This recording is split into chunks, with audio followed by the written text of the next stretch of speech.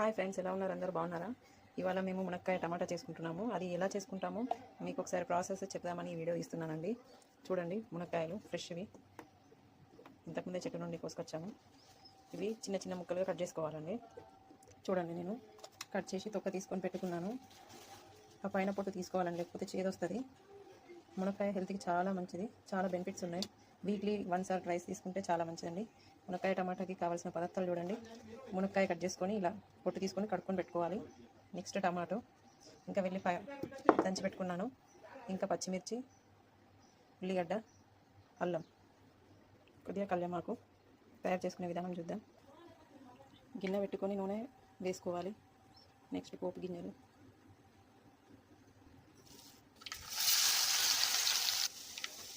పచ్చిమిర్చి, ఉల్లిగడ్డ, కళ్యామాకు,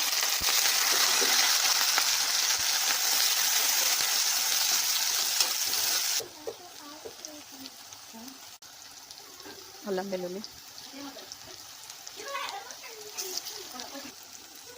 పసుపు,